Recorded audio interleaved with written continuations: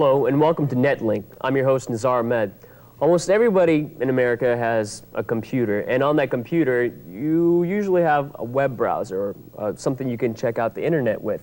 Well, today we have Dan Fortin, the president of BiggerNet, who is joining us today. And Dan, how are you doing? Well, it's Jeff, but I'm doing fine. Jeff Fortin from BiggerNet. Messed up on name because my thing's right there. How you doing? I'm doing fine. That's our TV blooper there for you. That's Jeff, okay. as a president, what do you do sitting behind the desk?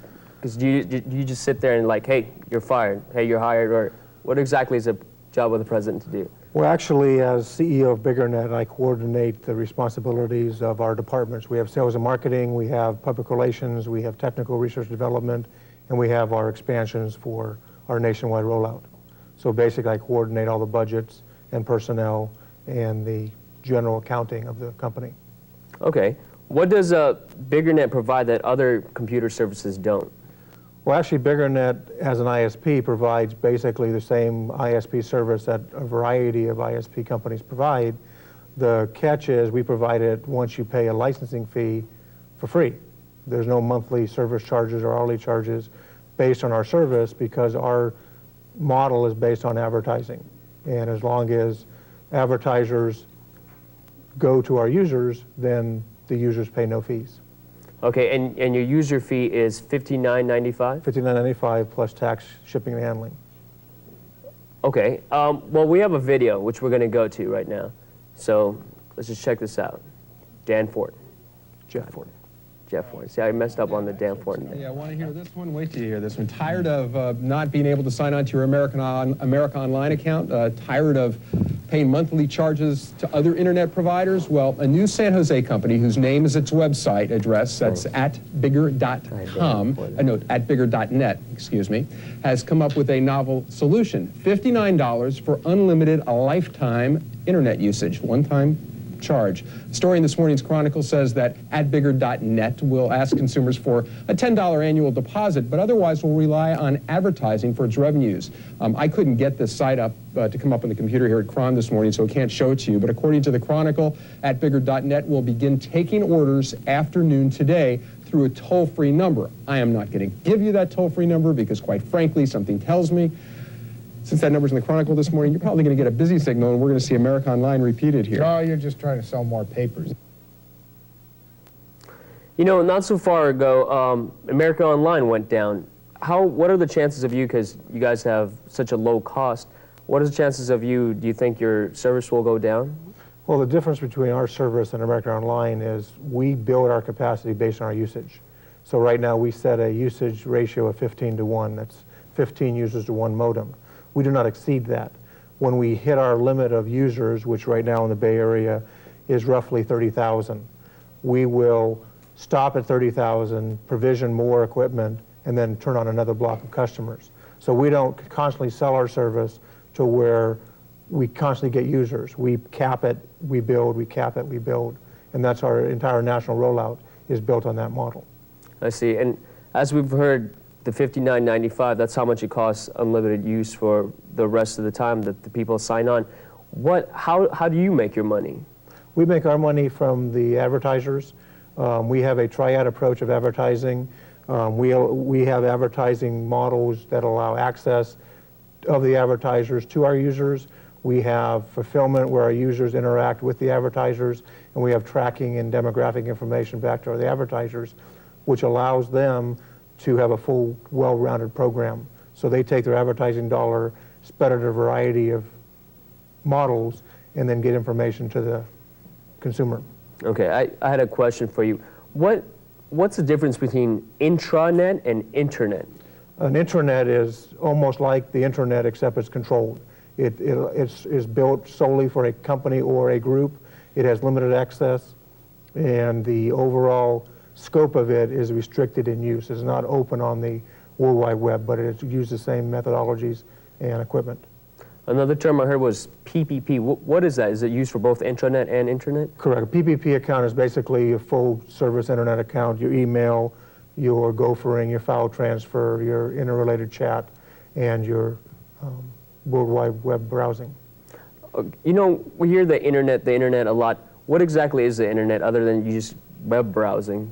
Well, the internet is just kind of like a big collage of information, and people have a computer, they sign into a number, they get into this big pool of information, they search for information and different topics, and they go and do whatever they do. They do shopping, they do information searching, they look up events, history, whatever you want to do, you provide through the search engines, you can pretty much find whatever you want on the web. What other places are you expanding out to other than just the Bay Area? Right now, the expansion plans for the United States are tentatively set. We plan on being in Los Angeles later this year. We have Chicago, New York, Washington, D.C., Dallas, and a number of other places that we want to expand out to. So the official list has not been developed, but that's where we want to be this year. You know, for someone who just gets a computer, what are some vital things to know about the internet? Well, if you are going to use the internet, you got to make sure that you have a computer that can at least run, Windows 95 or Macintosh, have enough memory and hard drive space, because a lot of the programs nowadays that are on the market take up a lot of space. And you want to get a fast enough computer and a modem fast enough so you're able to enjoy the internet. Do you get a lot of heat about censoring some stuff on the internet? Because censoring, really, we believe in self-policing. We believe that our users and our public will, adhere to the regulations, and if there is an appropriate material, we will, look at it and take appropriate action. But basically, we trust that our users aren't going to do anything that's going to be illegal or not appropriate. now, see, if someone wants to get this product, the BiggerNet product, where do they call, or where did they go? They can go to our home site at www.bigger.net, or they can call our order number, which is 800-942-6388, and that will be glad to take their order. All right. Well, thank you, Jeff Fortin, which messed up on that couple Not a of times. problem. They call me a lot of things, but I'm not late for dinner.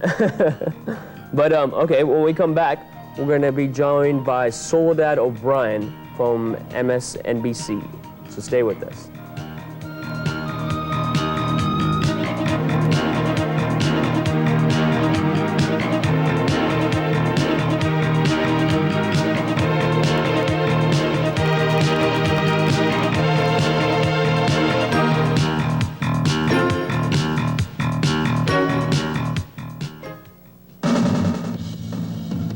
If there's a boat out there and he's stranded, that's us. We're out there, we're doing the job.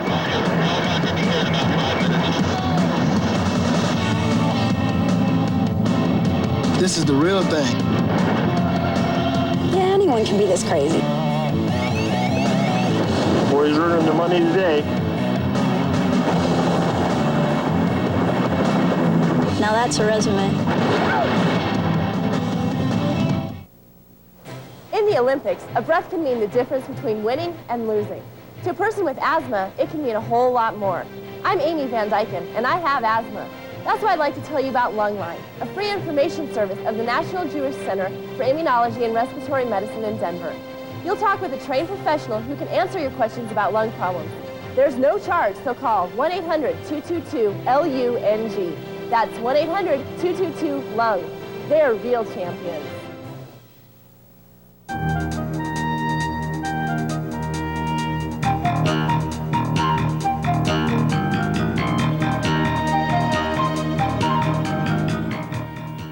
Well, we're back with Soledad O'Brien from MSNBC. How you doing? Very well, thank you. How was your trip? Me. Did you have fun? My trip was actually excellent.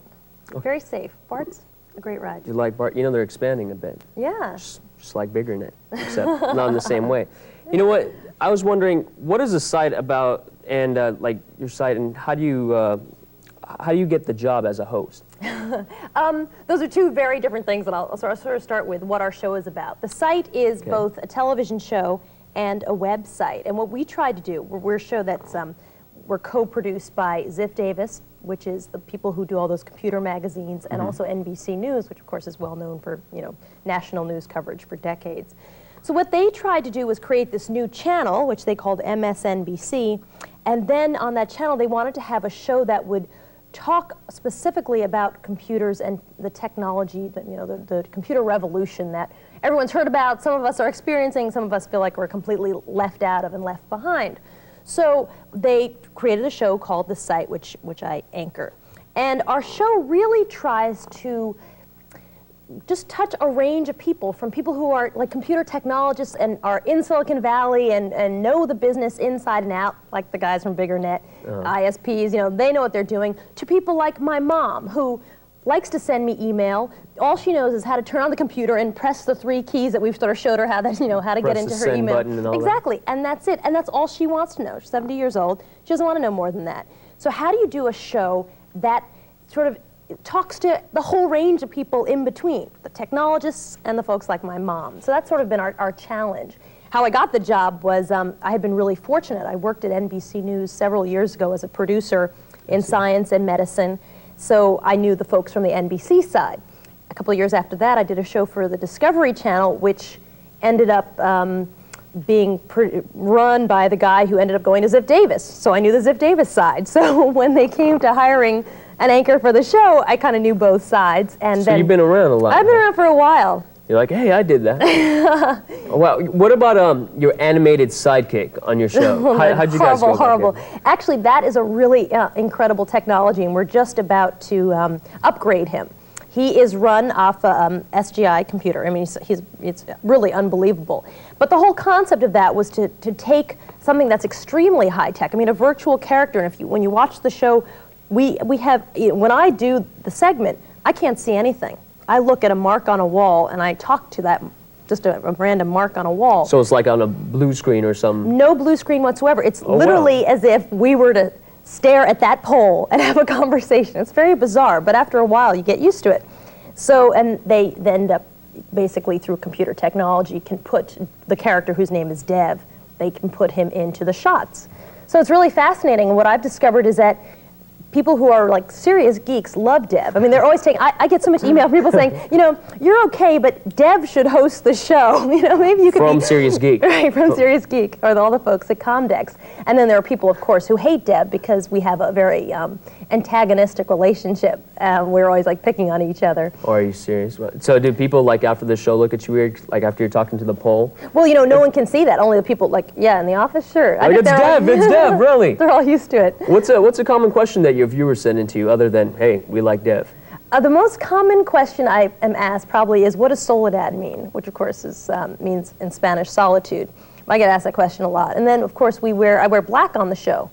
So people always want to know, why do I wear black all the time? And, you know, it's like, I like black. I wear a lot of black. What? So do you ever dress in Gothic and come on? Just give them a scare Right, the black for them, like- lipstick. Yeah, I think NBC probably would have a problem with that.